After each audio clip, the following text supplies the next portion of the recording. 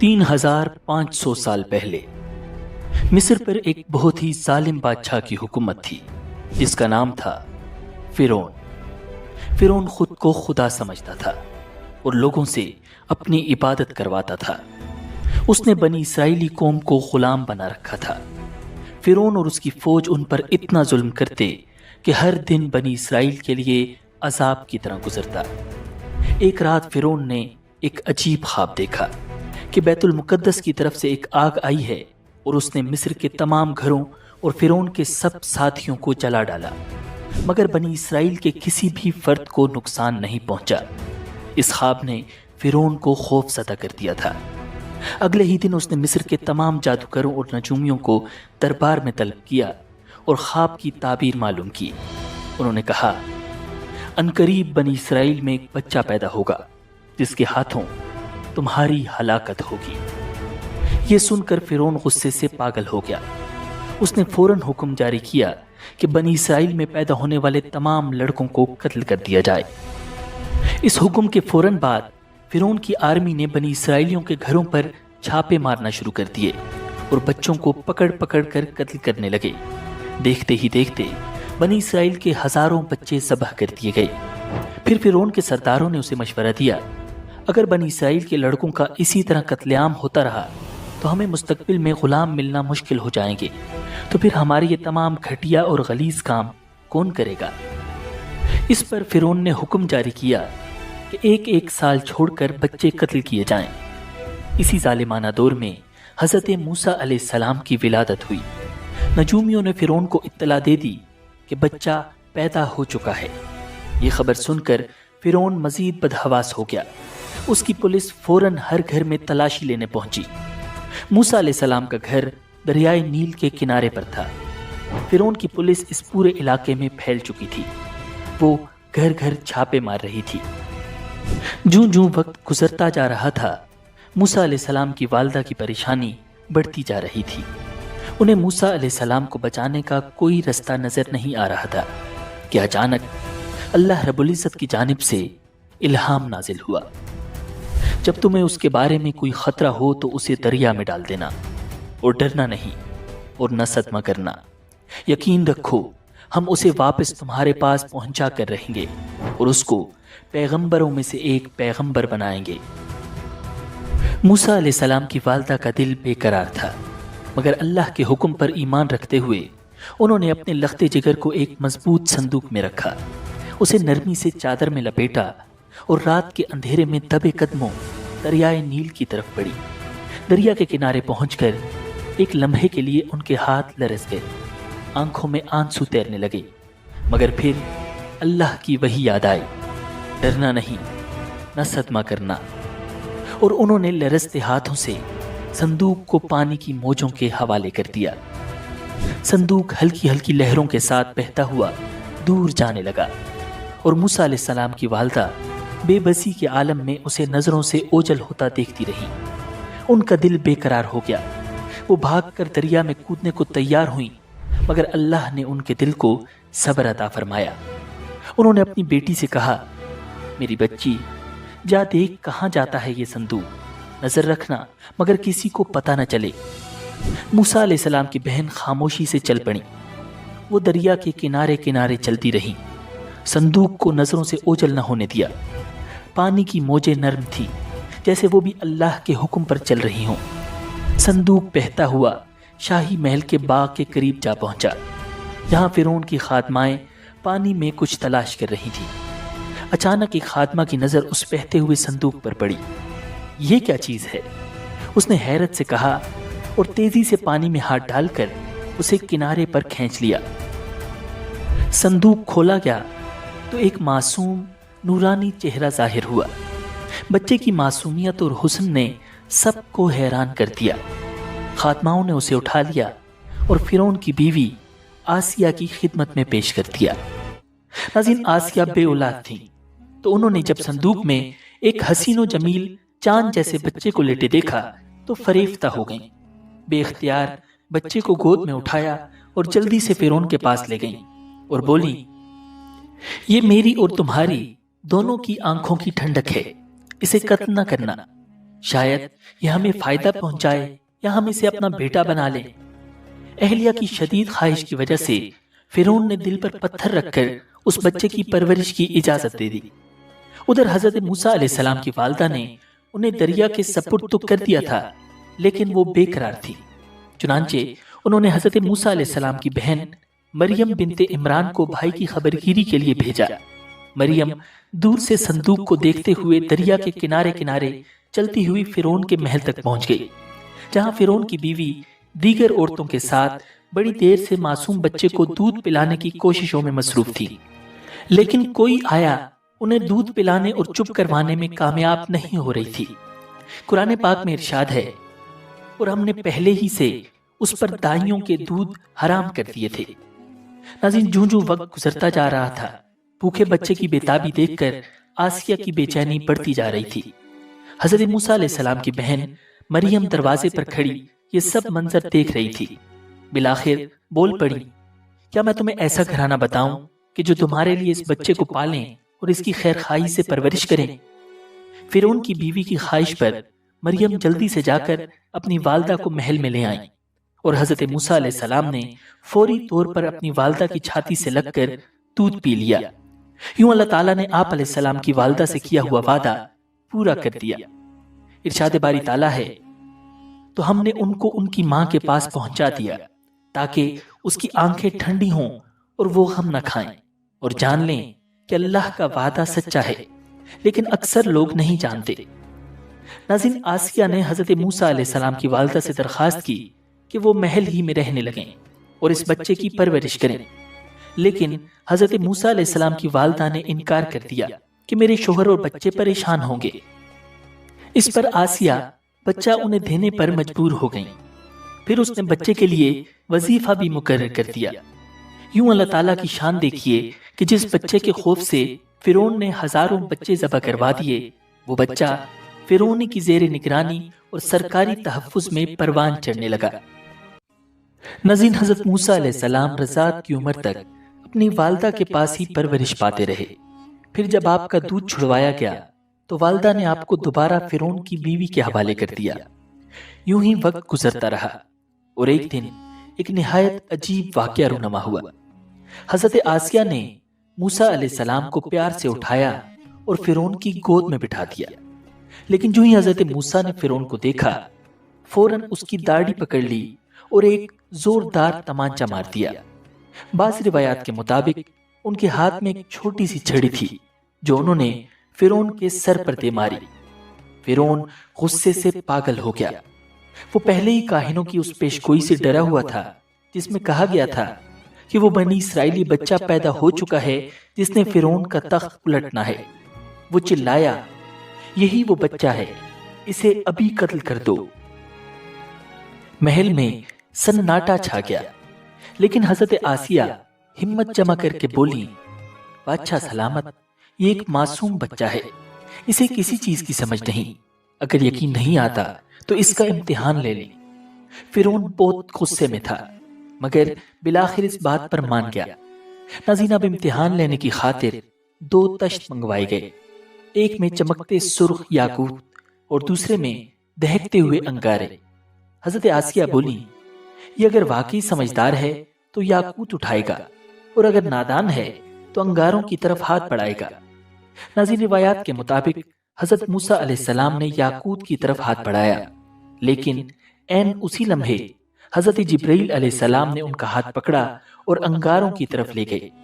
حضرت موسیٰ علیہ السلام نے ایک انگارہ اٹھایا اور معصومیت میں اپنے منہ میں رکھ لیا۔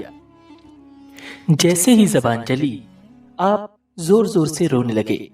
یہ دیکھ کر فرعون کو یقین آ گیا کہ بچہ بے قصور ہے، اور اس نے اپنا فیصلہ بدل دیا۔ لیکن یہی وہ لمحہ تھا جب حضرت موسیٰ علیہ السلام کی زبان میں لکنت پیدا ہو گئی۔ ناظرین، یوں ہی وقت گزرتا رہا اور حضرت موسیٰ علیہ السلام شاہی محل میں حضرت آسیہ کی نگرانی میں پروان چڑھنے لگے۔ جب آپ شباب کو پہنچے تو ایک نہایت خوبصورت، طاقتور اور بے حد ذہین جوان تھے۔ مصر میں انہیں فرعون کے لیپالک بیٹے کے طور پر جانا جاتا تھا، اسی وجہ سے آپ کا رعب و دبدبہ بھی بہت تھا، لیکن وہ جانتے تھے کہ ان کا تعلق بنی اسرائیل سے ہے۔ یہی وجہ تھی کہ جب وہ اپنی قوم پر ظلم ہوتا دیکھتے تو بے حد دکھی ہوتے اور ہمیشہ ان کی مدد کی کوشش کرتے۔ ناظرین، ایک دن حضرت موسیٰ علیہ السلام شہر میں گشت کر رہے تھے کہ انہوں نے دیکھا ایک قبطی سپاہی ایک اسرائیلی کو بے دردی سے مار رہا ہے۔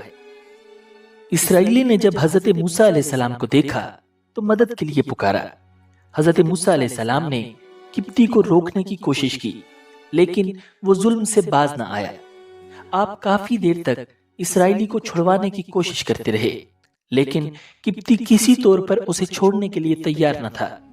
آخر کار حضرت موسیٰ علیہ السلام نے تنگ آ کر اسے ایک مکہ مارا اور وہ قبطی وہیں ڈھیر ہو گیا۔ حضرت موسیٰ علیہ السلام کا ارادہ اسے قتل کرنے کا نہیں تھا، لیکن وہ اتنے طاقتور تھے کہ قبطی ایک ہی وار میں مر گیا۔ ناظرین، یہ خبر پورے مصر میں پھیل گئی، مگر قاتل کا کسی کو علم نہ تھا۔ اگلے دن حضرت موسیٰ علیہ السلام پھر گشت پر نکلے۔ ابھی کچھ ہی دور گئے تھے کہ دیکھا وہی اسرائیلی کسی دوسرے قبطی سے جھگڑا کر رہا ہے۔ اس نے جب حضرت موسیٰ علیہ السلام کو دیکھا تو پھر مدد کے لیے پکارا۔ آپ نے فرمایا، بے شک تو ہی صریح گمراہ شخص ہے، اور پھر قبطی کو چھڑوانے کے لیے آگے بڑھے۔ اسرائیلی نے سمجھا کہ یہ مجھ پر غصہ کر رہے ہیں اور آج مجھے مار ڈالیں گے، تو اس نے فوراً چلا کر کہا، اے موسیٰ، کیا تم مجھے بھی ویسے ہی قتل کرنا چاہتے ہو جیسے کل قبطی کو مارا تھا؟ یہ سنتے ہی قبطی بھاگا اور فرعون کو خبر دے دی۔ فرعون نے فوراً حضرت موسیٰ علیہ السلام کی گرفتاری کا حکم دے دیا۔ ناظرین، فرعون کے بہت سے درباری دل ہی دل میں حضرت موسیٰ علیہ السلام کے مخالف تھے۔ انہوں نے آپ کو قتل کرنے کی تجویز دے دی۔ جب فرعون کے دربار میں حضرت موسیٰ علیہ السلام کے قتل کی سازش ہو رہی تھی تو وہاں موجود ایک شخص حضرت موسیٰ علیہ السلام کا ہمدرد تھا۔ وہ نیک دل شخص دوڑتا ہوا آیا اور بولا، موسیٰ، فوراً یہاں سے نکل جاؤ، فرعون تمہیں قتل کرنا چاہتا ہے۔ حضرت موسیٰ علیہ السلام کے پاس کوئی رستہ نہ تھا، کوئی زاد راہ نہ تھا، بس ایک دعا تھی، اے میرے رب، مجھے ظالموں سے بچا لے۔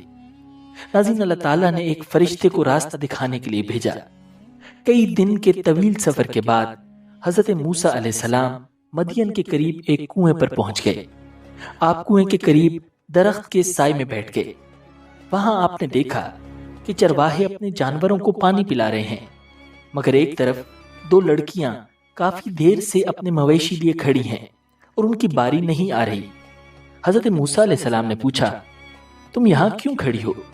انہوں نے جواب دیا، ہمارے گھر میں کوئی جوان نہیں ہے، ہمارے والد بہت ضعیف ہیں، جب سب لوگ اپنے جانوروں کو پانی پلا کر چلے جائیں گے تو پھر ہم اپنے جانوروں کو پانی پلائیں گے۔ یہ سن کر حضرت موسیٰ علیہ السلام سے رہا نہ گیا۔ وہ اٹھے، لڑکیوں کے مویشیوں کو پکڑا اور لوگوں کے بیچ میں سے رستہ بناتے ہوئے کنویں تک پہنچ گئے۔ کنویں سے پانی نکال کر سب مویشیوں کو سیر ہو کر پلایا اور واپس آ گئے۔ لڑکیاں شکریہ ادا کر کے چلی گئیں۔ ناظرین، روایات میں آتا ہے کہ وہ حضرت شعیب علیہ السلام کی صاحبزادیاں تھیں۔ جب وہ وقت سے پہلے گھر پہنچی تو ان کے والد حضرت شعیب علیہ السلام حیران ہوئے اور انہوں نے جلد گھر آنے کی وجہ پوچھی۔ جب انہوں نے سارا واقعہ سنا تو فوراً کہا، جاؤ اس نیک دل اجنبی کو میرے پاس بلا کر لاؤ۔ ناظرین، یہی وہ لمحہ تھا جہاں حضرت موسیٰ علیہ السلام کی زندگی ایک نئے موڑ پر آنے والی تھی۔ ناظرین، قرآن مجید میں ارشاد ہے کہ تھوڑی دیر بعد ان دونوں عورتوں میں سے ایک ان کے پاس شرم و حیا کے ساتھ چلتی ہوئی آئی، کہنے لگی، میرے والد آپ کو بلا رہے ہیں تاکہ آپ کو اس بات کا انعام دیں کہ آپ نے ہماری خاطر جانوروں کو پانی پلایا ہے۔ ناظرین، جب حضرت موسیٰ علیہ السلام حضرت شعیب علیہ السلام کے گھر پہنچے تو انہوں نے احترام کے ساتھ سلام کیا۔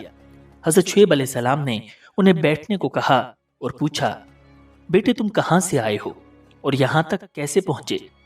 حضرت موسیٰ علیہ السلام نے مصر سے فرار، قبطی کے قتل اور فرعون کے ظلم کی پوری داستان سنائی۔ حضرت شعیب علیہ السلام بڑے غور سے سنتے رہے اور پھر تسلی دیتے ہوئے فرمایا، گھبراؤ مت، اب تم ظالموں کی پہنچ سے دور ہو۔ یہ حضرت موسیٰ علیہ السلام کے لیے سکون کا لمحہ تھا، کئی دن کے بھوکے اور تھکے ہوئے تھے۔ حضرت شعیب علیہ السلام نے ان کی خاطر مدارت کی اور کہا کہ وہ جب تک چاہیں ان کے پاس ٹھہر سکتے ہیں۔ ناظرین، حضرت شعیب علیہ السلام کی دونوں بیٹیاں نیک، شرمیلی اور باحیا تھیں۔ ان میں سے ایک بیٹی نے اپنے والد سے عرض کیا، ابا جان، آپ ان کو اجرت پر کوئی کام دے دیجئے۔ آپ کسی سے اجرت پر کام لیں تو اس کے لیے بہترین شخص وہ ہے جو طاقتور بھی ہو، امانت دار بھی۔ حضرت شعیب علیہ السلام نے حضرت موسیٰ علیہ السلام کو بلایا اور فرمایا، میں چاہتا ہوں کہ اپنی 2 لڑکیوں میں سے ایک سے تمہارا نکاح کر دوں، بشرطے کہ تم 8 سال تک اجرت پر میرے پاس کام کرو۔ پھر اگر تم 10 سال پورے کر دو تو یہ تمہارا اپنا فیصلہ ہوگا، اور میرا کوئی ارادہ نہیں ہے کہ تم پر مشقت ڈالوں۔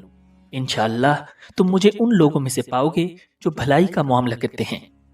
ناظرین، یہ حضرت موسیٰ علیہ السلام کے لیے بہترین موقع تھا۔ انہوں نے فوراً رضامندی ظاہر کی اور نکاح طے پا گیا۔ پھر وہ حضرت شعیب علیہ السلام کی بکریاں چرانے لگے اور وہیں رہائش اختیار کر لی۔ انہوں نے 10 سال تک یہ خدمت انجام دی۔ ناظرین، جب 10 سال مکمل ہوئے تو حضرت موسیٰ علیہ السلام نے حضرت شعیب علیہ السلام سے اجازت لی اور اپنی اہلیہ کے ساتھ مصر واپس روانہ ہوئے۔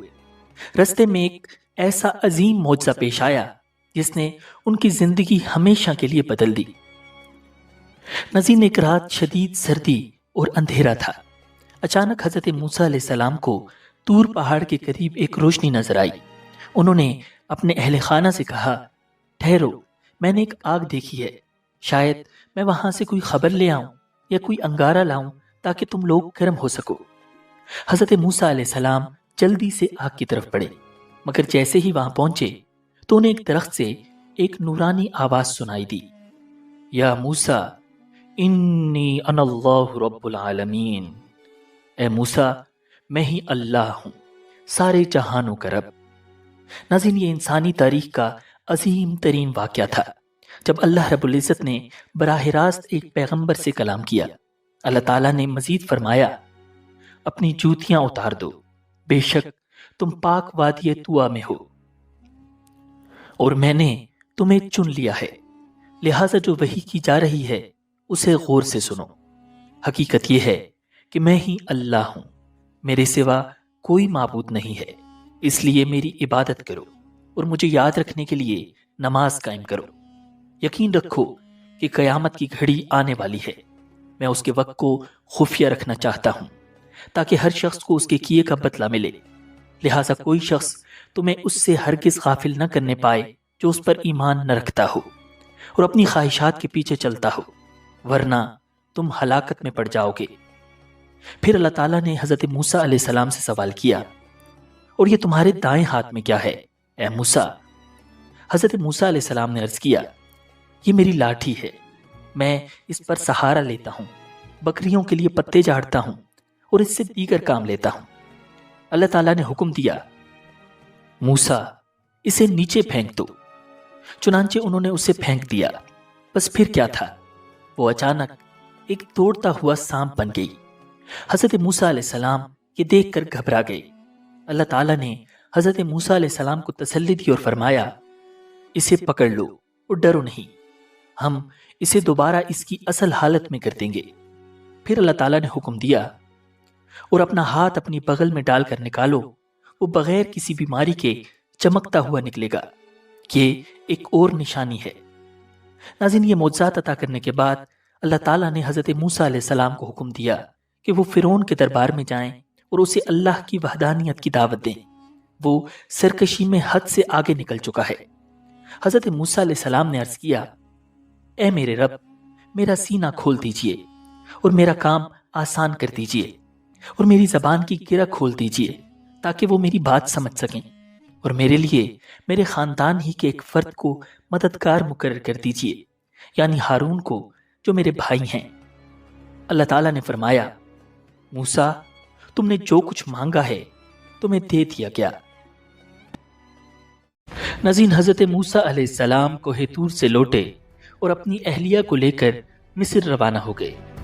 روایات میں آتا ہے کہ اللہ رب العزت نے حضرت ہارون علیہ السلام کو نبوت کے منصب پر فائز فرما کر حضرت موسیٰ علیہ السلام کے مصر آنے کی خبر دے دی تھی۔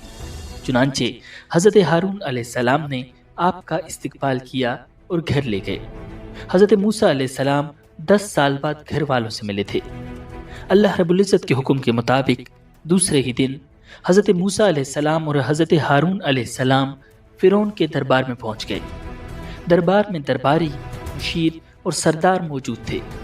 وہ سب اس لمحے کا انتظار کر رہے تھے کہ دیکھیں موسیٰ جو کبھی شاہی محل میں پل کر جوان ہوا تھا، آج فرعون کے سامنے کیا کہتا ہے۔ حضرت موسیٰ علیہ السلام نے صاف اور دو ٹوک الفاظ میں اعلان کیا، اے فرعون، ہم رب العالمین کی طرف سے بھیجے گئے ہیں، تو ہمارے ساتھ بنی اسرائیل کو روانہ کر دے۔ یہ سن کر فرعون چونک اٹھا۔ اس نے نہ تو بنی اسرائیل کو آزاد کرنے کا ارادہ ظاہر کیا اور نہ ہی موسیٰ علیہ السلام کے پیغام کو قبول کیا، بلکہ وہ موسیٰ علیہ السلام کو ان کے ماضی کی یاد دلانے لگا۔ فرعون نے طعنہ دیتے ہوئے کہا، اے موسیٰ، کیا تو نے میرے گھر میں پرورش نہیں پائی؟ اور کیا تو نے یہاں رہتے ہوئے قتل نہیں کیا تھا؟ اور تم تو ناشکرے معلوم ہوتے ہو۔ یہ الفاظ سن کر حضرت موسیٰ علیہ السلام نے نہایت حکمت اور سچائی سے جواب دیا، ہاں، اس وقت وہ کام میں ایسی حالت میں کر گزرا تھا کہ مجھے پتہ نہیں تھا۔ جب مجھے تم سے ڈر لگا تو میں یہاں سے نکل گیا۔ پھر رب العالمین نے مجھے دانائی عطا فرمائی اور اپنا رسول بنایا، اور وہ احسان جو تم مجھ پر جتا رہے ہو، اس کی حقیقت تو یہ ہے کہ تم نے سارے بنی اسرائیل کو غلام بنا رکھا ہے۔ ناظرین، فرعون نے جب دیکھا کہ موسیٰ علیہ السلام دلائل میں غالب آ رہے ہیں تو اس نے ایک اور سوال کر دیا تاکہ بحث کا رخ تبدیل کر دے۔ اس نے کہا، یہ رب العالمین کیا چیز ہے؟ حضرت موسیٰ علیہ السلام نے بے خوف ہو کر جواب دیا، وہ آسمانوں اور زمین اور جو کچھ ان دونوں میں ہے سب کا مالک ہے، بشرطے کہ تم یقین رکھو۔ فرعون نے فوراً اپنے درباریوں کو مخاطب کر کے طنزاً کہا، سن رہے ہو کہ نہیں؟ یعنی کیا تم کو اس بات پر تعجب نہیں کہ میرے سوا بھی کوئی اور معبود ہے؟ لیکن حضرت موسیٰ علیہ السلام بلا جھجک اللہ رب العزت کی وحدانیت کا اعلان کرتے رہے۔ وہ تمہارا بھی پروردگار ہے اور تمہارے پچھلے باپ دادوں کا بھی۔ یہ بات فرعون کے لیے ناقابل برداشت تھی۔ وہ تو خود کو رب کہلواتا تھا، اور موسیٰ علیہ السلام کی طرف سے ایسے الفاظ سن کر وہ غصے میں آ گیا۔ فرعون نے طعنہ دیا، لوگو، تمہارا یہ رسول جو تمہاری طرف بھیجا گیا ہے یہ تو بالکل ہی دیوانہ ہے۔ حضرت موسیٰ علیہ السلام نے نہایت پرسکون انداز میں کہا، وہ مشرق و مغرب کا بھی رب ہے اور ان کے درمیان ساری چیزوں کا بھی، اگر تم عقل سے کام لو۔ ناظرین، جب فرعون دلائل میں ہار گیا تو اب وہ طاقت کے بل بوتے پر موسیٰ علیہ السلام کو خاموش کرانا چاہتا تھا۔ چنانچہ اس نے دھمکی دی، یاد رکھو، اگر تم نے میرے سوا کسی اور کو معبود مانا تو میں تمہیں ضرور ان لوگوں میں شامل کر دوں گا جو جیل خانے میں پڑے ہوئے ہیں۔ ناظرین، حضرت موسیٰ علیہ السلام اس دھمکی سے ذرا بھی نہ گھبرائے اور بڑے اعتماد سے کہا، اور اگر میں تمہیں کوئی ایسی چیز لا کر دکھاؤں جو حق کو واضح کر دے، پھر فرعون کو یقین تھا کہ موسیٰ علیہ السلام کے پاس کوئی بڑی نشانی نہیں ہوگی۔ چنانچہ اس نے چیلنج کرتے ہوئے کہا، اچھا، اگر واقعی سچے ہو تو لے آؤ وہ چیز۔ تب حضرت موسیٰ علیہ السلام نے اللہ رب العزت کے حکم سے اپنا عصا زمین پر پھینکا اور دیکھتے ہی دیکھتے وہ کھلا ہوا اژدہا بن گیا۔ یہ منظر دیکھ کر دربار میں خوف اور حیرانی پھیل گئی۔ ایک عام سی لکڑی کا سانپ میں بدل جانا کوئی معمولی بات نہیں تھی۔ پھر حضرت موسیٰ علیہ السلام نے اپنا ہاتھ بغل میں ڈال کر نکالا تو وہ سفید چمکیلا نظر آنے لگا۔ ناظرین، یہ سب دیکھ کر فرعون کے درباری ہکا بکا رہ گئے، لیکن فرعون کو خوف ہوا کہ کہیں لوگ حضرت موسیٰ علیہ السلام پر ایمان نہ لے آئیں۔ چنانچہ اس نے اپنے درباریوں کو مطمئن کرنے کے لیے یہ اعلان کیا، بھائی، یہ کوئی بڑا جادوگر ہے، یہ تو چاہتا ہے کہ تمہیں اپنے جادو کے زور سے تمہارے ملک سے نکال دے، تو تمہاری کیا رائے ہے؟ فرعون کے درباری جو پہلے ہی اس کے غلام تھے فوراً بولے، آپ اسے اور اس کے بھائی کو مہلت دیجیے اور تمام شہروں میں ہرکارے روانہ کر دیجیے جو آپ کے پاس ماہر جادوگروں کو جمع کر کے لے آئیں۔ فرعون نے حضرت موسیٰ علیہ السلام کو جادوگروں سے مقابلے کی دعوت دی اور کہا، ہم بھی تمہارے مقابل ایسا ہی جادو لائیں گے. ہمارے اور اپنے درمیان ایک وقت مقرر کر لو، نہ تو ہم اس کے خلاف کریں گے اور نہ تم، اور یہ مقابلہ صاف میدان میں ہوگا. فرعون نے ملک بھر کے ماہر جادوگروں کو اکٹھا کیا اور ان سے کہا، موسیٰ سے مقابلے کی تیاری کرو. اگر تم غالب آ گئے تو میں تمہیں انعام دوں گا اور تمہیں دربار میں خاص مرتبہ دوں گا. اور پھر مقابلے کا دن آ پہنچا. میدان سج گیا. ہزاروں لوگ جمع ہو گئے. فرعون کے اشارے پر مقابلہ شروع ہو گیا. جادوگروں نے موسیٰ علیہ السلام سے کہا، اے موسیٰ، پہلے تم پھینکو گے یا ہم پھینکیں؟ حضرت موسیٰ علیہ السلام نے فرمایا، تم ہی پھینکو.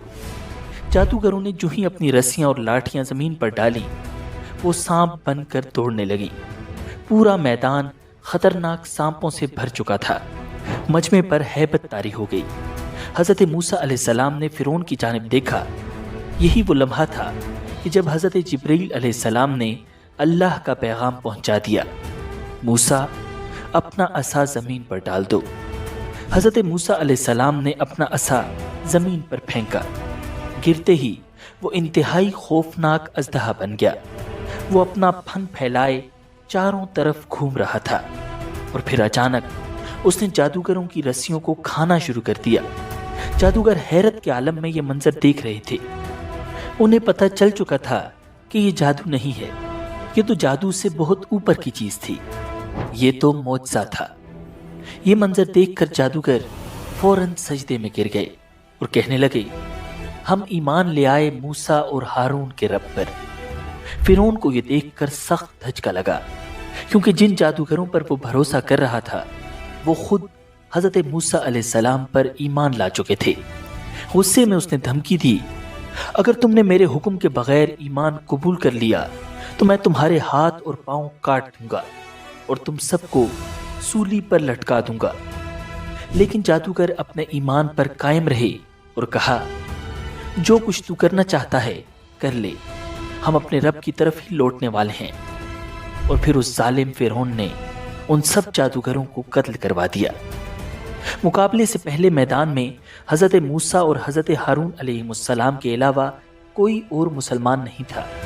لیکن کہا جاتا ہے کہ جادوگروں کے ایمان لانے کے بعد وہاں موجود لاکھوں افراد مسلمان ہو گئے.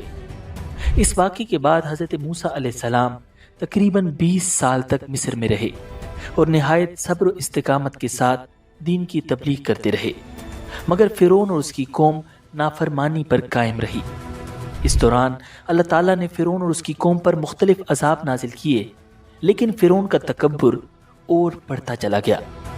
آخر کار اللہ تعالیٰ نے حضرت موسیٰ علیہ السلام کو حکم دیا کہ میرے بندوں کو لے کر راتوں رات نکل جاؤ.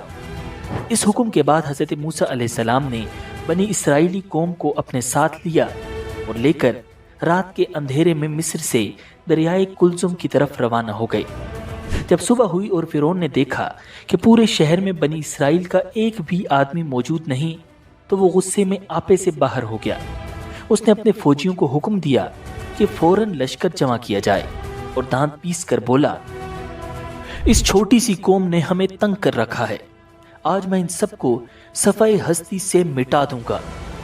سورج نکلتے ہی اس کا لشکر تیار ہو گیا اور فرعون اپنی فوج کے ساتھ بنی اسرائیل کے پیچھے نکل پڑا. وہ تیزی سے فاصلہ طے کرتا جا رہا تھا.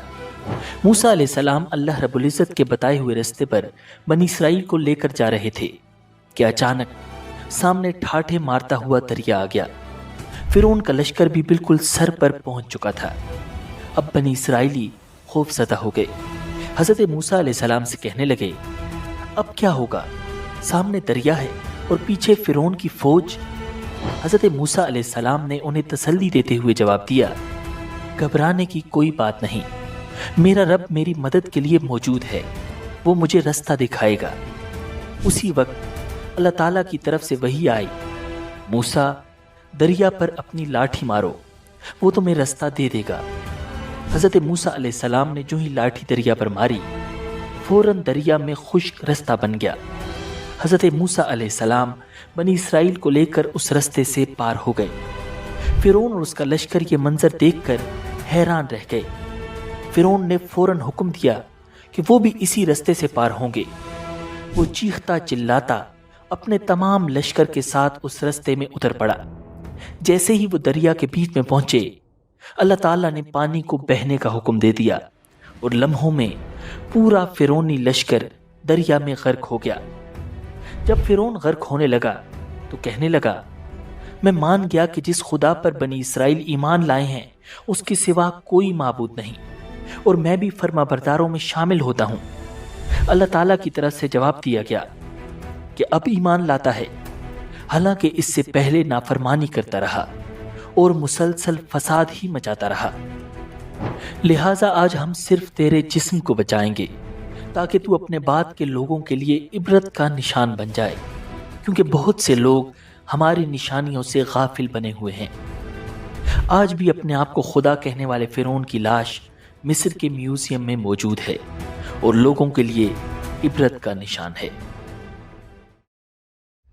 فرعون کے غرق ہونے کے بعد حضرت موسیٰ علیہ السلام بنی اسرائیل کو لے کر وادی سینا کی طرف روانہ ہو گئے۔ اب اللہ تعالیٰ نے بنی اسرائیل کی رہنمائی کے لیے موسیٰ علیہ السلام کو آسمانی کتاب دینے کا فیصلہ فرمایا اور انہیں 30 راتوں کے لیے کوہ طور پر بلایا۔ روانگی سے پہلے حضرت موسیٰ علیہ السلام نے اپنے بھائی حضرت ہارون علیہ السلام کو اپنا جانشین مقرر کیا۔ وہ بھی نبی تھے اور بنی اسرائیل کو اللہ کی عبادت کی تلقین کرتے رہتے تھے۔ ایک دن حضرت ہارون علیہ السلام نے اپنی قوم سے کہا، اے بنی اسرائیل، جب تم مصر سے نکلے تھے تو تمہارے پاس قبطی لوگوں کے زیورات امانت کے طور پر تھے۔ یہ مال ہمارے لیے حلال نہیں ہے، اس لیے بہتر ہے کہ ہم اس سے جان چھڑوا لیں۔ پھر حضرت ہارون علیہ السلام نے ایک گڑھا کھدوایا اور بنی اسرائیل سے کہا، اپنے زیورات اس گڑھے میں پھینک دو۔ سب نے اپنے اپنے زیورات لا کر گڑھے میں ڈالنا شروع کر دیے۔ یہ سارا منظر ایک آدمی خاموشی سے دیکھ رہا تھا جس کا نام تھا سامری، ایک انتہائی خطرناک جادوگر۔ لوگوں کی نظر میں وہ مسلمان تھا، مگر حقیقت میں وہ پکا کافر تھا اور بنی اسرائیل میں فتنہ پھیلانا چاہتا تھا۔ جب سب لوگ اپنے زیورات پھینک چکے تو سامری بھی آہستہ آہستہ گڑھے کے قریب آیا۔ اس کی دونوں مٹھیاں بند تھیں۔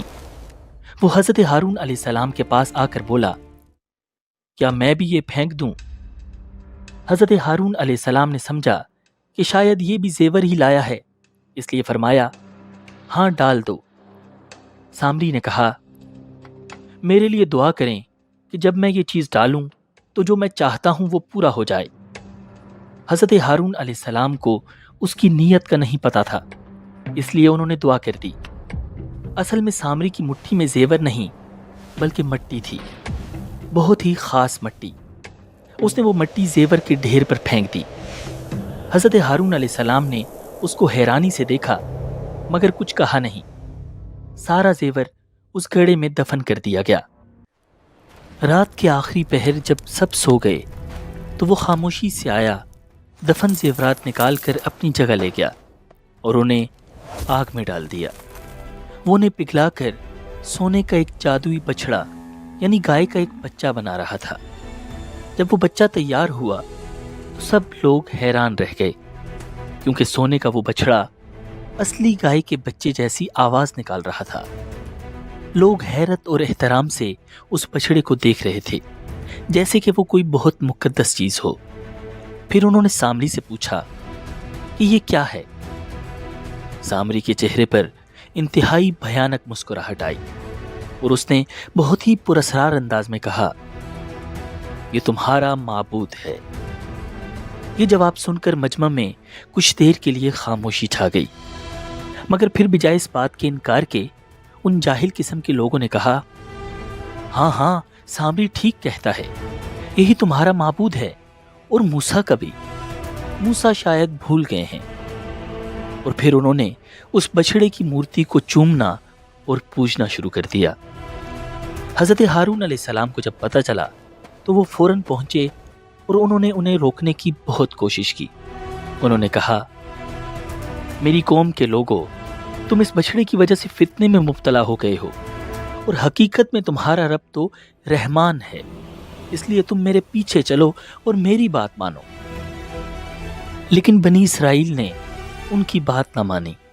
انہوں نے کہا، جب تک موسیٰ واپس نہ آ جائیں ہم تو اسی کی عبادت کرتے رہیں گے۔ ان جاہلوں کو اس بات کا آئیڈیا ہی نہیں تھا کہ اس بچھڑے میں کوئی خاص بات نہیں تھی، بلکہ اصل کمال تو اس مٹی کا تھا جو سامری نے سونے کے ڈھیر میں شامل کی تھی۔ اب آپ سوچ رہے ہوں گے کہ آخر اس مٹی میں ایسا کیا راز چھپا تھا، اور سامری کے پاس یہ خاص مٹی آئی کہاں سے؟ تفسیر کی کتابوں میں اس بارے میں بہت سی ڈیٹیلز ملتی ہیں۔ روایات میں آتا ہے کہ سامری نے یہ مٹی اس جگہ سے لی تھی جہاں حضرت جبرائیل علیہ السلام کے گھوڑے کے قدم پڑے تھے۔ جب بنی اسرائیل حضرت موسیٰ علیہ السلام کے ساتھ دریا پار کر رہے تھے تو اللہ رب العزت کی مدد کے لیے حضرت جبرائیل علیہ السلام بھی انسانی شکل میں وہاں موجود تھے۔ حضرت جبرائیل کا گھوڑا چونکہ اسپرچول ورلڈ سے تھا، اس لیے جہاں بھی اس کے قدم پڑتے وہاں مٹی میں لائف پیدا ہو جاتی۔ باقی کسی کو نہیں پتا تھا کہ اس گھوڑے پر حضرت جبرائیل علیہ السلام سوار ہیں، مگر سامری انہیں پہچان چکا تھا۔ اس نے ایک خطرناک منصوبہ بنایا اور فوراً وہ مٹی اٹھا لی۔ وہ مٹی جب اس نے بچھڑے میں ڈالی تو وہ آواز نکالنے لگا۔ حیرت کی بات یہ ہے کہ سامری کے پاس ایسی کیا خاص طاقت تھی کہ جبرائیل علیہ السلام کو باقی کوئی نہ پہچان سکا، مگر اس نے فوراً پہچان لیا۔ اس کا راز چھپا ہے سامری کے بچپن میں، جو ہم آپ کو ویڈیو میں آگے چل کے بتائیں گے۔ اب سامری اپنی چال میں کامیاب ہو چکا تھا اور بنی اسرائیل کی بہت بڑی تعداد گمراہ ہو چکی تھی۔ دوسری طرف موسیٰ علیہ السلام جو کہ کوہ طور پر موجود تھے، انہیں اس بات کا بالکل آئیڈیا نہیں تھا کہ پیچھے ان کی قوم کے کیا حالات ہیں۔ وہ تو اللہ رب العزت سے ملاقات کی تیاری کر رہے تھے۔ انہیں اللہ کے حکم سے 30 دن تک روزہ رکھنا تھا اور کوہ طور پر اعتکاف کرنا تھا۔ حضرت ابن عباس رضی اللہ تعالی عنہ کی روایت ہے کہ جب حضرت موسیٰ علیہ السلام کا 1 مہینے کا اعتکاف مکمل ہوا تو انہوں نے اللہ تعالیٰ سے ہم کلامی کی تیاری شروع کر دی۔ چونکہ وہ مسلسل روزے سے تھے، اس لیے ان کے منہ سے بو محسوس ہونے لگی تھی۔ انہوں نے یہ مناسب نہ سمجھا کہ رب العالمین سے اسی حالت میں گفتگو کریں، اس لیے انہوں نے ایک خوشبودار بوٹی کو چبایا اور کھا لیا۔ فوراً اللہ تعالیٰ کی طرف سے وحی نازل ہوئی، اے موسیٰ، تم نے ہم کلامی سے پہلے روزہ کیوں افطار کر لیا؟ حضرت موسیٰ علیہ السلام نے اس کی وجہ بیان کر دی۔ اس پر اللہ رب العزت کی طرف سے حکم ہوا کہ 10 دن اور بڑھا کر 40 دن مکمل کرو۔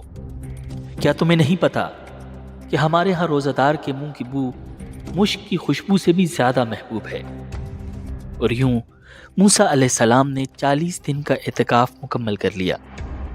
اس کے بعد اللہ تعالیٰ نے موسیٰ علیہ السلام سے کلام فرمایا۔ اسی لمحے موسیٰ علیہ السلام کے دل میں ایک خاص شوق پیدا ہوا۔ اللہ تعالیٰ سے بات چیت کرنا ان کے لیے اتنا اسپرچول اور امیزنگ ایکسپیرینس تھا کہ ان کے دل میں یہ خواہش جاگی کہ کاش میں اپنے رب کو دیکھ بھی سکوں۔ انہوں نے بہت ادب کے ساتھ عرض کیا، اے میرے رب، مجھے اپنا دیدار کرا دے تاکہ میں تجھے دیکھ سکوں۔ اللہ رب العزت نے جواب دیا، تم مجھے ہرگز نہیں دیکھ سکتے۔ اچھا چلو اس پہاڑ کی طرف دیکھو، اگر وہ اپنی جگہ قائم رہ گیا تو تم مجھے دیکھ لو گے۔ پھر اللہ رب العزت نے اپنے نور کی ایک جھلک اس پہاڑ پر ڈالی اور دیکھتے ہی دیکھتے ایک دھماکہ ہوا اور وہ عظیم الشان پہاڑ ریزہ ریزہ ہو گیا۔ موسیٰ علیہ السلام اس منظر کی شدت سے زمین پر گر پڑے اور بے ہوش ہو گئے۔ کچھ وقت گزرنے کے بعد موسیٰ علیہ السلام جب ہوش میں آئے تو فوراً زبان سے نکلا، اے میرے پروردگار، پاک ہے آپ کی ذات، میں آپ کے حضور توبہ کرتا ہوں اور آپ کی اس بات پر کہ دنیا میں کوئی آپ کو نہیں دیکھ سکتا میں سب سے پہلے ایمان لاتا ہوں۔ انہوں نے سمجھ لیا تھا کہ دنیا میں انسان اللہ رب العزت کی دیدار کی طاقت نہیں رکھتا۔ اللہ کا نور اتنا عظیم ہے کہ پہاڑ جیسی مضبوط چیز بھی اسے برداشت نہیں کر سکتی، تو انسان کیسے کر سکتا ہے؟ پھر اللہ تعالیٰ نے ارشاد فرمایا، اے موسیٰ، میں نے اپنا پیغام دے کر اور تم سے ہم کلام ہو کر تمہیں تمام انسانوں پر فوقیت دی ہے، لہٰذا میں نے جو کچھ تمہیں دیا ہے اسے لے لو اور ایک شکر گزار شخص بن جاؤ۔ اب اللہ تعالیٰ نے موسیٰ علیہ السلام کو اپنی کتاب تورات عطا فرما دی، جو کہ کچھ خاص قسم کی تختیوں پر لکھی ہوئی تھی۔ موسیٰ علیہ السلام بہت خوش تھے۔ ابھی تک انہیں نہیں پتا تھا کہ پیچھے سامری نے کیا فتنہ پیدا کر دیا ہے۔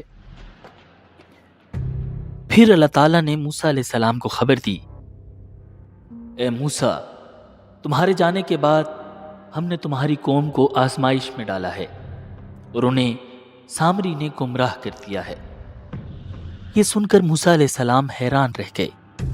انہیں یقین ہی نہیں آ رہا تھا کہ اتنی جلدی ان کی قوم کیسے گمراہ ہو گئی، اور وہ بھی اس وقت جب ہارون علیہ السلام ان کے درمیان موجود تھے۔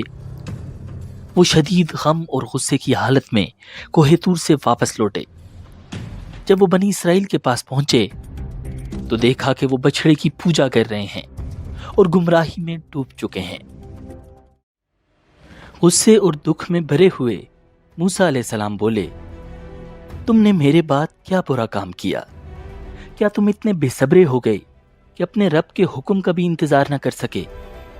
شدید غصے کی حالت میں انہوں نے تورات کی تختیاں زمین پر رکھ دی اور اپنے بھائی حضرت ہارون علیہ السلام کے بالوں سے پکڑ کر انہیں اپنی طرف کھینچا۔ ہارون علیہ السلام گھبرا کر بولے، اے میرے بھائی، میں نے انہیں روکنے کی بہت کوشش کی مگر انہوں نے میری ایک نہ سنی۔ ان لوگوں نے مجھے کمزور سمجھا اور قریب تھا کہ مجھے قتل ہی کر دیں۔ پھر انہوں نے موسیٰ علیہ السلام کو سامری کا پورا واقعہ بتا دیا۔ ہارون علیہ السلام کی بات سن کر موسیٰ علیہ السلام نے غصے سے سامری کی طرف دیکھا اور فرمایا، سامری، یہ تو نے کیا تماشا بنا رکھا ہے؟ تیرا مقصد کیا ہے؟ سامری بولا، میں نے وہ چیز دیکھی جو کسی اور نے نہیں دیکھی۔ جب فرعون ڈوب رہا تھا میں نے دیکھا کہ جبرائیل علیہ السلام گھوڑے پر سوار تھے۔ ان کے گھوڑے کے قدم جہاں لگتے وہاں زمین میں زندگی پیدا ہو جاتی تھی، سبز گھاس اگاتی تھی۔ میں نے اس گھوڑے کے قدموں کی مٹی کی ایک مٹھی لے لی اور وہ مٹی میں نے اس بچھڑے میں ڈال دی۔ پھر وہ بچھڑا آواز نکالنے لگا۔ حضرت موسیٰ علیہ السلام نے فرمایا، اچھا تو یہ ہے تیرا جواب؟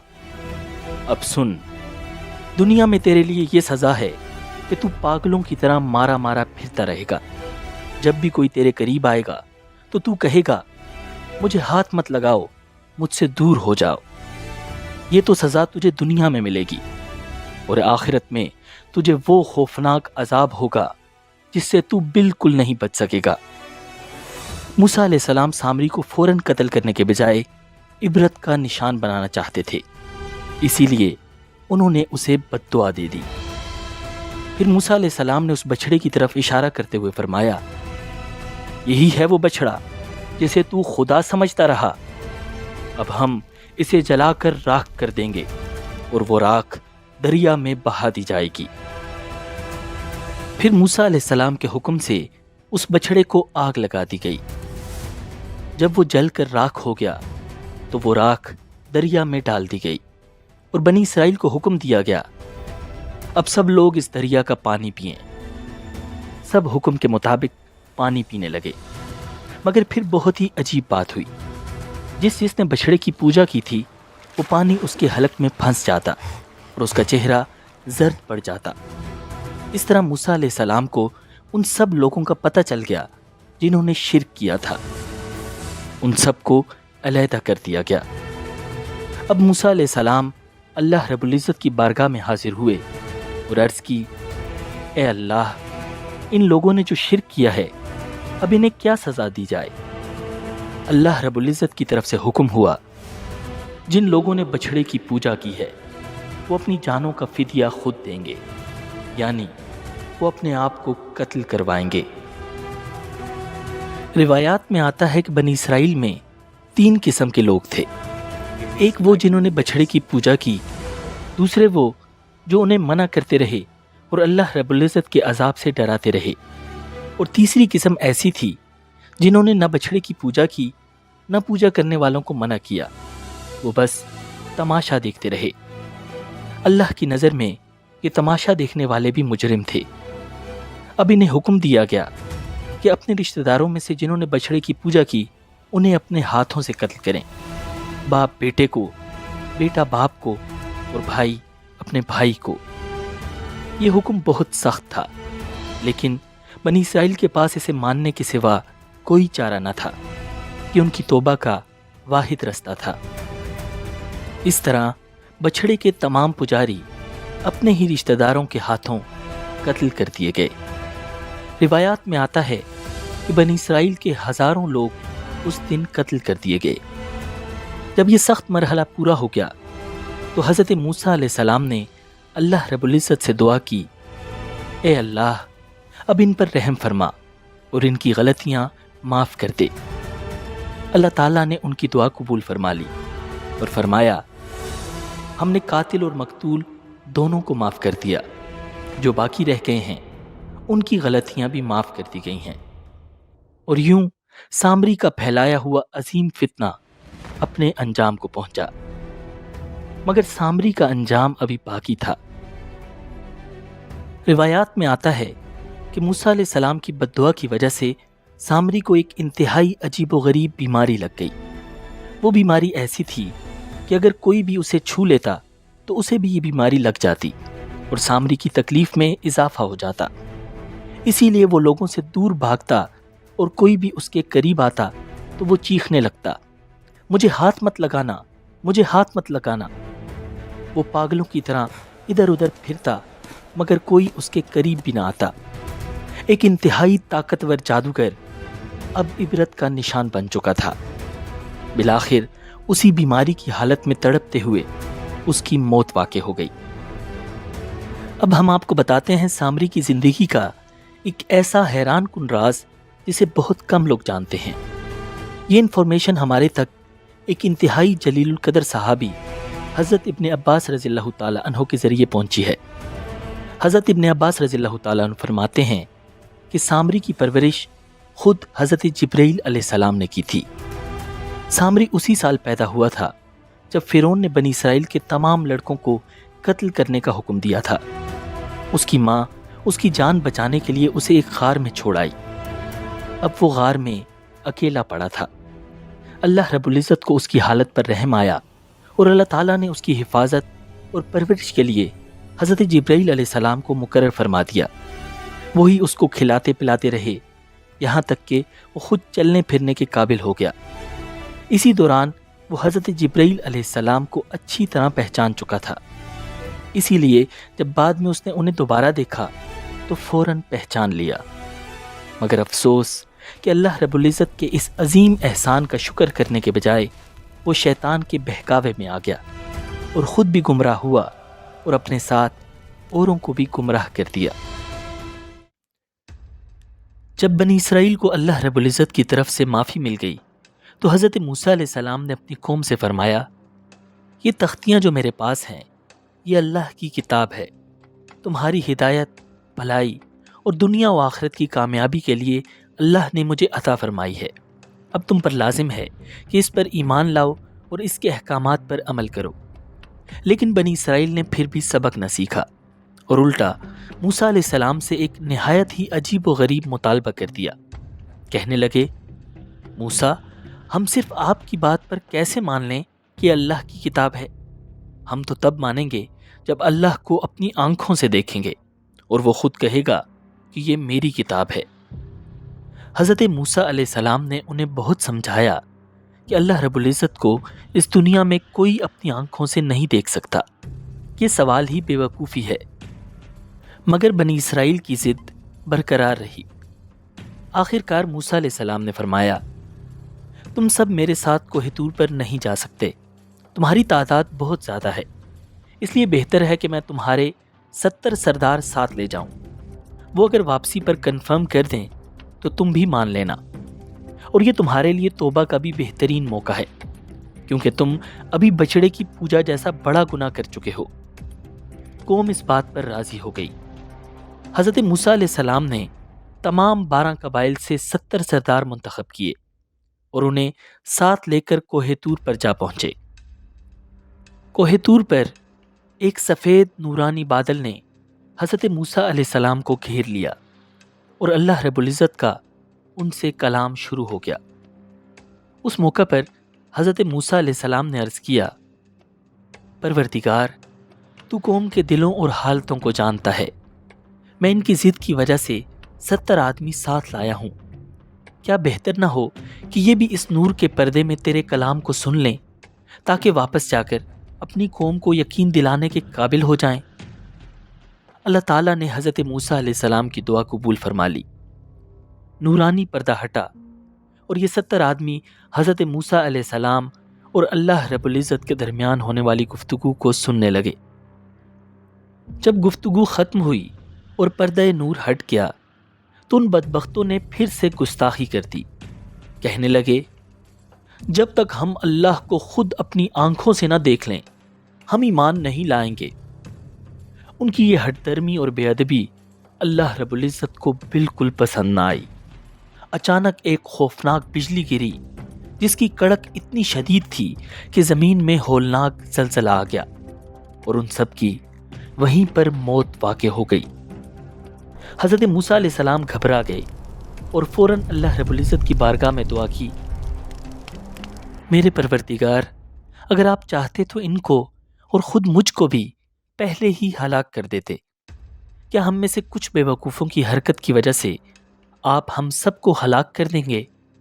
اے اللہ، اپنی رحمت سے ان کو معاف فرما دے۔ اللہ تعالیٰ نے بہت ہی رحمت کا معاملہ کیا اور حضرت موسیٰ علیہ السلام کی دعا قبول فرما لی۔ پھر اپنی قدرت کا ایک عجیب مظاہرہ کیا۔ وہ لوگ جو موت کا شکار ہو چکے تھے، اللہ تعالیٰ کی جانب سے انہیں دوبارہ زندگی عطا کر دی گئی۔ وہ حیرت سے ایک دوسرے کو دیکھ رہے تھے اور اللہ کا شکر ادا کر رہے تھے۔ جب یہ 70 سردار دوبارہ زندہ ہو کر قوم کی طرف واپس آئے تو انہوں نے بنی اسرائیل کو پورا واقعہ سنایا۔ انہوں نے بتایا کہ حضرت موسیٰ علیہ السلام جو کچھ کہتے ہیں وہ سچ ہے، بے شک وہ اللہ کے سچے رسول ہیں۔ اب ہونا تو یہ چاہیے تھا کہ قوم شکر ادا کرتی، اللہ کے اس بڑے فضل کو دیکھ کر فرما برداری اختیار کرتی اور سیدھے رستے پر آ جاتی، مگر بنی اسرائیل کی ضد پھر بھی نہ گئی۔ اپنے ہی نمائندوں کی گواہی سن کر بھی وہ تورات کو ماننے میں ہچکچاہٹ دکھانے لگے۔ جو حکم آسان لگتا اس پر عمل کر لیتے، جس میں ذرا بھی مشکل پیش آتی اسے چھوڑ دیتے۔ حضرت موسیٰ علیہ السلام نے یہ حالت دیکھی تو اللہ رب العزت کی بارگاہ میں فریاد کی کہ میری قوم سیدھی راہ پر نہیں آتی۔ اب اللہ تعالیٰ کی جانب سے بنی اسرائیل کو ایک اور نشانی دکھانے کا فیصلہ کیا گیا، ایک عظیم الشان نشانی۔ حکم ہوا کہ وہی پہاڑ جس پر حضرت موسیٰ علیہ السلام اللہ رب العزت سے گفتگو فرماتے تھے، وہ پہاڑ اپنی جگہ سے ہٹ جائے۔ پھر وہ ہوا میں بادل کی طرح بنی اسرائیل کے سروں کے اوپر آ جائے۔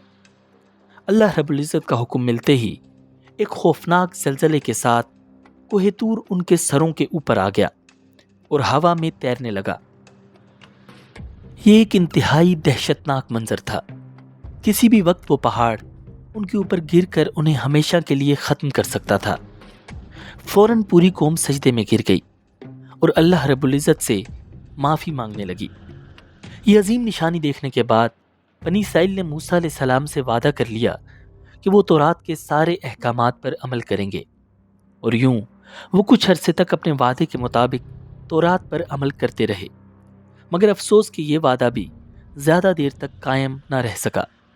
قرآن ہمیں بتاتا ہے کہ کچھ عرصہ گزرنے کے بعد ایک مرتبہ پھر وہ اپنی اسی پرانی حالت پر واپس آ گئے، اور اب حضرت موسیٰ علیہ السلام کی زندگی میں ایک بہت ہی عجیب و غریب واقعہ ہونے والا تھا۔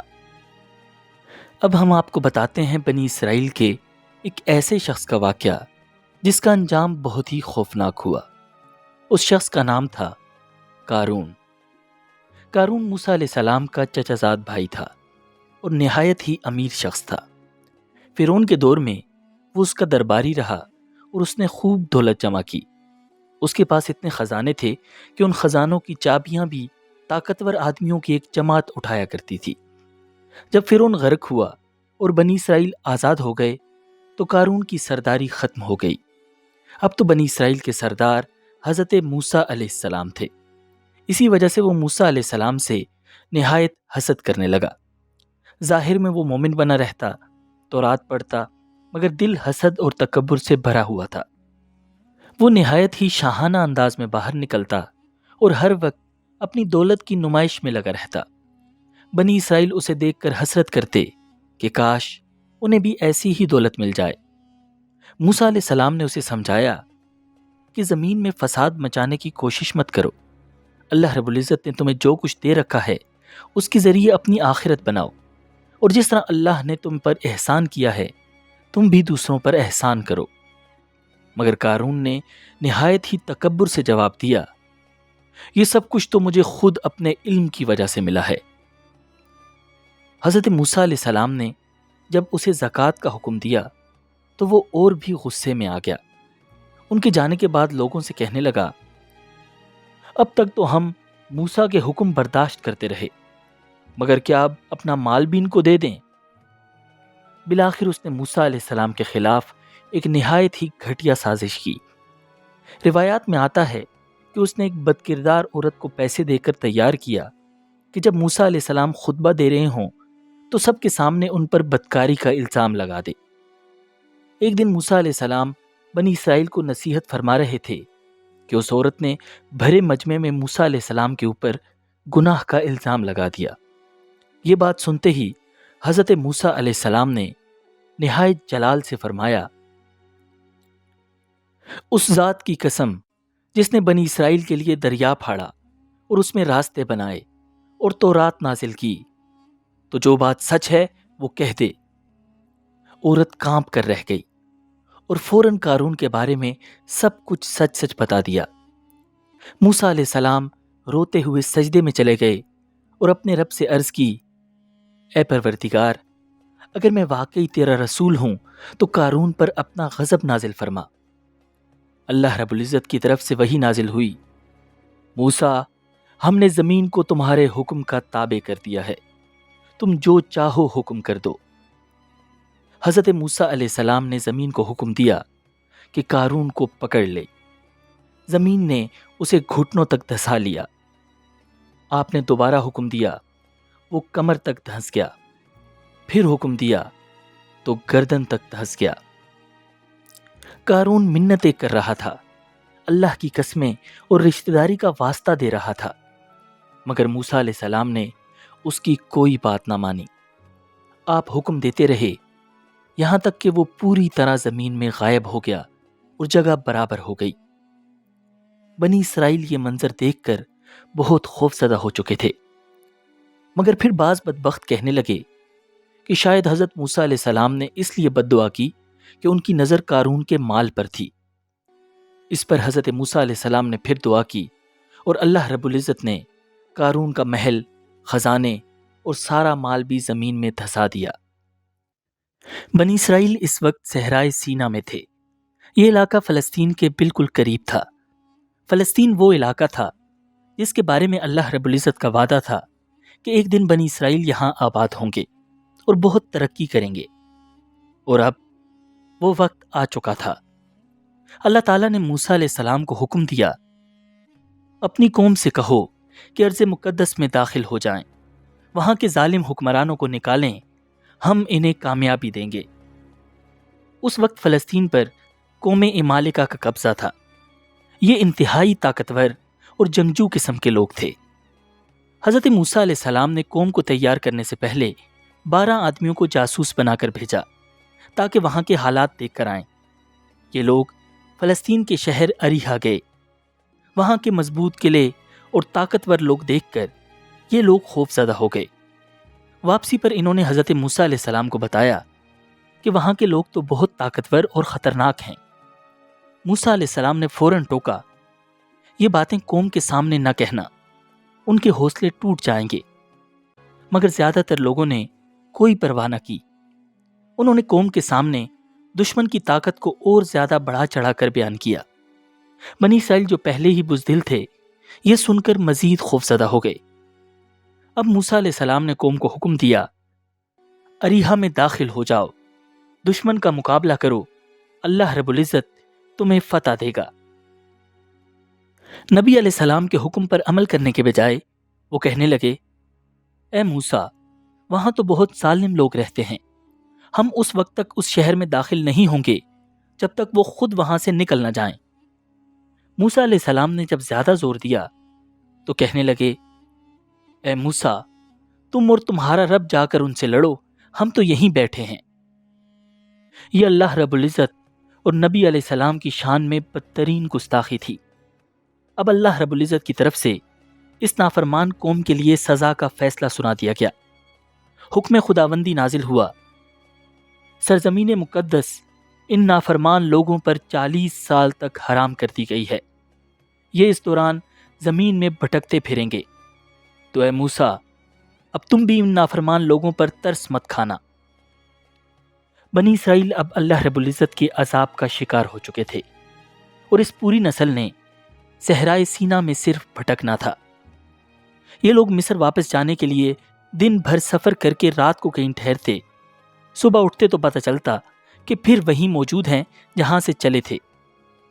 صحرا میں نہ ہی کوئی کھانے کی چیز تھی اور نہ ہی دھوپ سے بچنے کے لیے کوئی سایہ۔ موسیٰ علیہ السلام کی دعا سے اللہ رب العزت نے ان پر رحم فرما دیا۔ دھوپ سے بچنے کے لیے ان پر ایک بادل کا سایہ کر دیا گیا، وہ جہاں بھی جاتے یہ بادل ان کے اوپر سایہ کیے رکھتا۔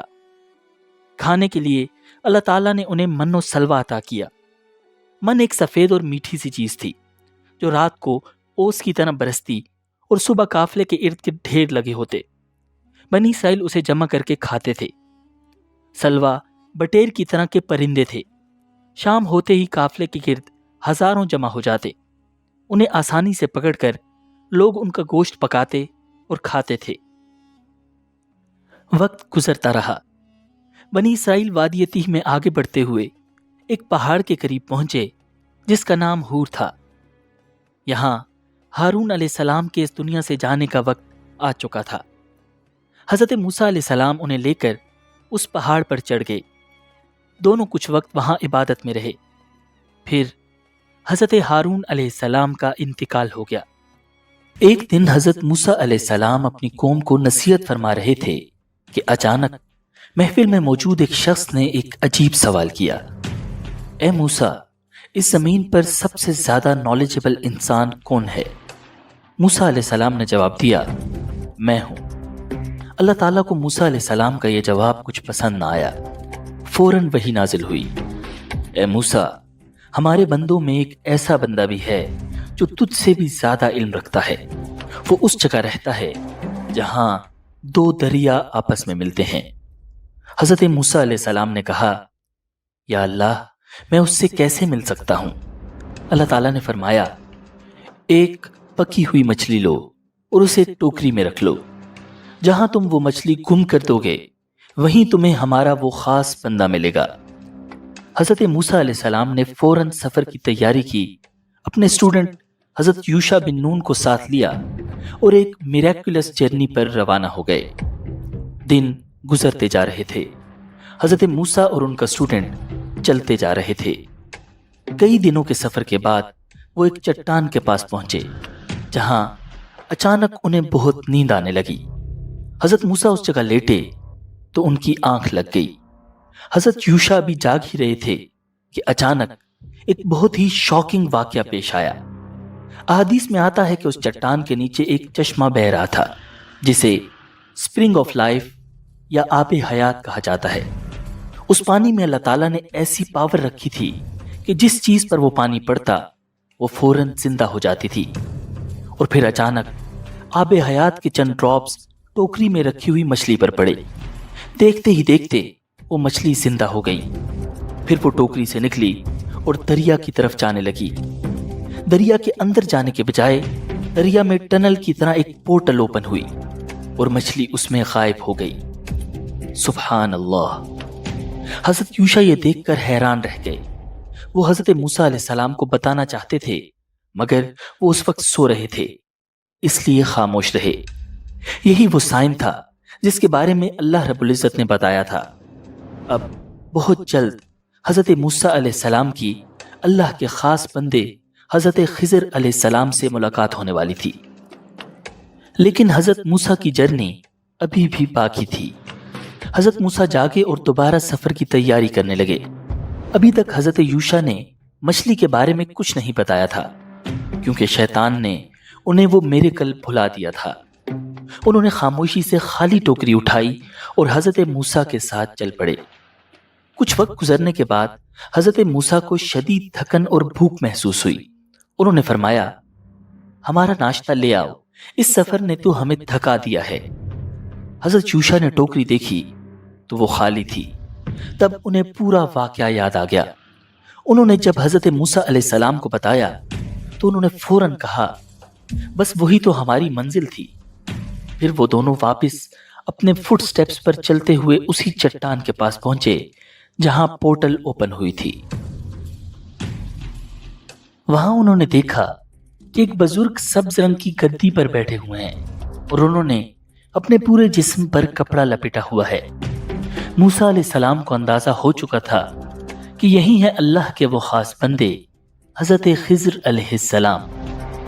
قرآن اور احادیث میں اس بات کی کلیریفیکیشن نہیں ملتی کہ حضرت موسیٰ اس پورٹل سے گزر کر حضرت خضر تک پہنچے یا حضرت خضر اس پورٹل کے تھرو اس ورلڈ میں آئے، لیکن ابھی سٹوری میں جو کچھ ہونے والا ہے وہ آپ کو حیران کر دے گا۔ حضرت موسیٰ علیہ السلام نے انہیں سلام کیا۔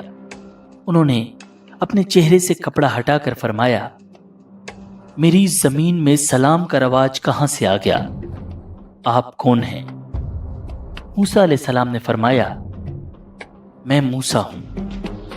حضرت خضر نے پوچھا، بنی اسرائیل کے موسیٰ؟ موسیٰ علیہ السلام نے جواب دیا، جی ہاں، اور میں اس لیے آپ کے پاس آیا ہوں تاکہ اللہ نے جو خاص علم آپ کو سکھایا ہے وہ آپ مجھے بھی سکھا دیں۔ حضرت خضر نے کہا، موسیٰ، آپ میرے ساتھ صبر نہیں کر پائیں گے، کیونکہ جو نالج میرے پاس ہے آپ کو اس کی کوئی انڈرسٹینڈنگ نہیں اور آپ کے لیے وہ سیکھنا مناسب نہیں۔ موسیٰ علیہ السلام نے وعدہ کیا، انشاءاللہ میں پیشنٹ رہوں گا اور آپ کے کسی بھی آرڈر کی خلاف ورزی نہیں کروں گا۔ حضرت خضر نے فرمایا، ٹھیک ہے، لیکن یاد رکھیں جب تک میں خود کسی بات کو کلیریفائی نہ کروں آپ مجھ سے کوئی سوال نہ کرنا۔ پھر وہ دونوں ایک بہت ہی مسٹیریس جرنی پر روانہ ہو گئے۔ چلتے چلتے وہ دریا کے کنارے پہنچے جہاں ایک کشتی آتی دکھائی دی۔ حضرت خضر علیہ السلام نے کشتی والوں سے کہا کہ ہمیں بھی بٹھا لیں۔ کشتی والے حضرت خضر کو پہچانتے تھے، اس لیے انہوں نے بغیر کرایہ لیے ان دونوں کو سوار کر لیا۔ لیکن کشتی میں بیٹھتے ہی حضرت خضر نے ایک بہت ہی عجیب کام کیا۔ انہوں نے کلہاڑا اٹھایا اور کشتی کا ایک تختہ توڑ دیا۔ حضرت موسیٰ حیران رہ گئے۔ آپ نے فوراً کہا، آپ نے یہ کیا کر دیا؟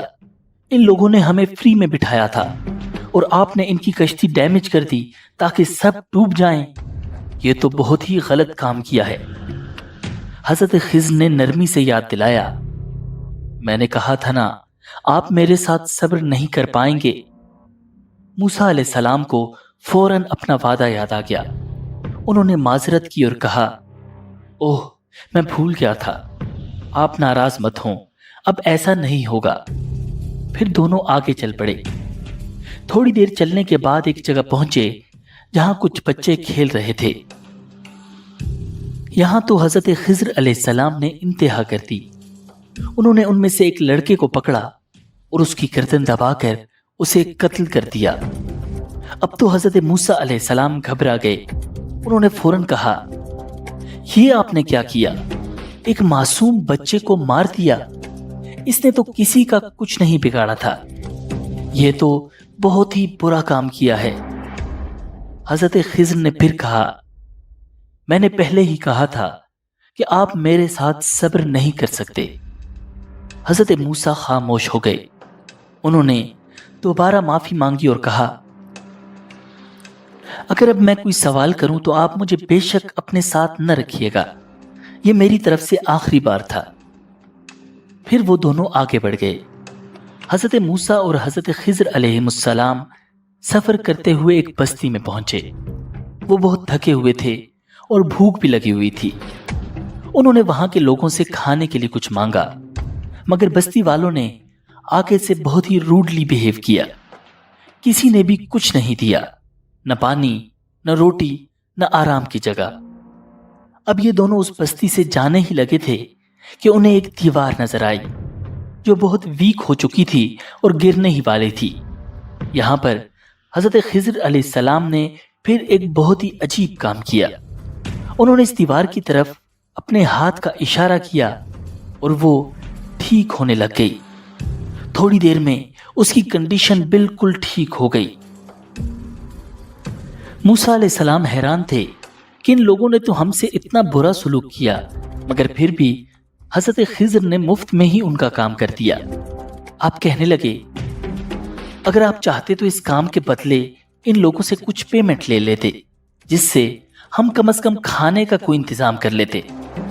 یہ بات سنتے ہی حضرت خضر علیہ السلام رک گئے اور فرمایا، بس اب ہم مزید اکٹھے نہیں رہ سکتے، اب ہمیں جدا ہونا ہوگا. لیکن اس سے پہلے میں آپ کو ان تینوں کاموں کے سیکرٹس بتاؤں گا جن پر آپ سے صبر نہیں ہو پایا. وہ کشتی جو تھی وہ کچھ غریب لوگوں کی تھی. وہ دریا میں کام کر کے اپنا رزق کماتے تھے. میں جانتا تھا کہ آگے ایک ظالم بادشاہ ہے جو ہر اچھی کشتی کو زبردستی چھین لیتا ہے. تو میں نے اس کشتی میں ایک چھوٹا سا ڈیفیکٹ کریٹ کر دیا تاکہ وہ وقتی طور پر خراب لگے اور بادشاہ اسے چھوڑ دے. بعد میں وہ لوگ اسے آسانی سے ٹھیک کر لیں گے اور ان کی روزی بھی بچ جائے گی. موسیٰ علیہ السلام یہ سب خاموشی سے سن رہے تھے. پھر حضرت خضر علیہ السلام نے مزید فرمایا، جہاں تک بات اس لڑکے کی ہے تو یہ لڑکا بڑا ہو کر اپنے والدین کے لیے ایک بہت بڑا امتحان بن جاتا. وہ خود گمراہ ہو جاتا اور اپنے نیک ماں باپ کو بھی گمراہی کی طرف کھینچ لیتا. اللہ تعالیٰ نے چاہا کہ ان کو اس فتنے سے بچایا جائے، اس لیے اس بچے کی زندگی لے لی گئی اور اللہ ان کو اس کے بدلے نیک اولاد عطا کرے گا. پھر حضرت خضر علیہ السلام نے تیسرے واقعے کا راز بھی بتا دیا. وہ جو دیوار تھی وہ 2 یتیم بچوں کی تھی جس کے نیچے ان کا خزانہ دفن تھا. اگر وہ دیوار گر جاتی تو لوگ وہ خزانہ لوٹ لیتے. ان کا باپ ایک نیک انسان تھا، تو اللہ رب العزت نے چاہا کہ جب یہ دونوں بچے بڑے ہو جائیں تو وہ خود خزانہ نکال لیں. اس لیے میں نے دیوار کو ٹھیک کر دیا تاکہ خزانہ چھپا رہے. پھر حضرت خضر علیہ السلام نے اپنی بات ختم کرتے ہوئے فرمایا، اے موسیٰ، یہ وہ باتیں تھیں جن پر تم صبر نہ کر سکے، اور میں نے کچھ بھی اپنی مرضی سے نہیں کیا، بلکہ یہ سب اللہ رب العزت کے حکم سے ہوا ہے. یہ وہ پوائنٹ تھا جہاں حضرت خضر علیہ السلام اور حضرت موسیٰ علیہ السلام کی یہ امیزنگ جرنی ختم ہو گئی. یاد رکھیں کہ اس دنیا میں کوئی بھی واقعہ اتفاق سے نہیں ہوتا. ہر چھوٹا یا بڑا واقعہ، ہر دکھ اور ہر خوشی، سب کے پیچھے اللہ رب العزت کی کوئی نہ کوئی چھپی ہوئی حکمت، کوئی راز اور کوئی پلان ہوتا ہے. اللہ تعالیٰ نے کچھ خاص بندوں کو اس یونیورس کے سیکرٹس کا نالج عطا کیا ہے. یہ لوگ ہمارے ارد گرد موجود ہوتے ہیں، لیکن ان کی پہچان ہر کسی کو نہیں ہوتی. حضرت خضر علیہ السلام بھی ایسے ہی اللہ رب العزت کے ایک خاص بندے تھے. قرآن مجید میں ان کا تذکرہ صرف حضرت موسیٰ علیہ السلام کے ساتھ پیش آنے والے واقعے میں آتا ہے. اس کے بعد قرآن میں کہیں بھی ان کا ذکر نہیں ملتا. بعض روایات میں یہ بھی آتا ہے کہ حضرت خضر علیہ السلام نے آب حیات بھی رکھا تھا. اسی لیے بعض علماء کا ماننا ہے کہ وہ قیامت تک زندہ رہیں گے اور اللہ رب العزت کے حکم سے زمین پر کہیں نہ کہیں اپنے کاموں میں مصروف ہوں گے. یہ وہ راز ہیں جنہیں صرف اللہ رب العزت ہی جانتے ہیں. اب حضرت موسیٰ علیہ السلام کی عمر تقریباً 120 سال ہو چکی تھی اور ان کے اس دنیا سے جانے کا وقت قریب آ چکا تھا. نبی اکرم صلی اللہ علیہ وسلم فرماتے ہیں کہ اللہ تعالیٰ نے ملک الموت کو جب حضرت موسیٰ علیہ السلام کے پاس بھیجا تو وہ انسانی شکل میں تھے. وہ آئے اور سیدھا موسیٰ علیہ السلام کے حجرے میں داخل ہو گئے. حضرت موسیٰ علیہ السلام نے فرشتے کو پہچانا نہیں. انہیں بہت غصہ آیا کہ ایک اجنبی شخص ان کے پاس بغیر اجازت کیوں آ گیا۔ غصے میں انہوں نے اسے ایک زوردار تھپڑ مار دیا۔ اس واقعے کے فوراً بعد ملک الموت اللہ رب العزت کی بارگاہ میں واپس گئے اور عرض کیا، پروردگار، تو نے مجھے ایسے بندے کے پاس بھیجا جو موت کے لیے تیار نہیں۔ اللہ تعالیٰ نے فرمایا، دوبارہ جاؤ اور موسیٰ سے کہو کسی بیل کی پشت پر ہاتھ رکھ دیں، جتنے بال ہاتھ کے نیچے آئیں ہر بال کے بدلے آپ کو 1 سال کی زندگی عطا کر دی جائے گی۔ ملک الموت دوبارہ آئے اور یہ پیغام پہنچایا۔ حضرت موسیٰ علیہ السلام نے پوچھا، اے میرے رب، اس کے بعد کیا ہوگا؟ جواب ملا، پھر موت ہے۔ حضرت موسیٰ علیہ السلام نے کہا، پھر ابھی کیوں نہ آ جائے؟ پھر انہوں نے دعا کی، پروردگار، میری قبر بیت المقدس کے اتنی قریب ہو کہ اگر کوئی شخص وہاں سے پتھر پھینکے تو پتھر بیت المقدس تک پہنچ جائے۔ نبی اکرم صلی اللہ علیہ وسلم نے ارشاد فرمایا، اگر میں وہاں موجود ہوتا تو تمہیں موسیٰ علیہ السلام کی قبر دکھا دیتا، جو رستے کے کنارے سرخ ریت کے ایک ٹیلے کے نیچے ہے۔ اور یوں اللہ رب العزت کے عظیم پیغمبر حضرت موسیٰ علیہ السلام اس دنیا سے رخصت ہو گئے۔ امید ہے کہ آپ کو یہ ویڈیو پسند آئی ہوگی۔ ویڈیو پر لائک اور کامنٹ کیجیے اور اپنے دوستوں کے ساتھ شیئر کیجیے تاکہ اور بھی لوگوں تک دین کی بات پہنچ سکے۔ مجھے دیجیے اجازت۔ اللہ نگہبان۔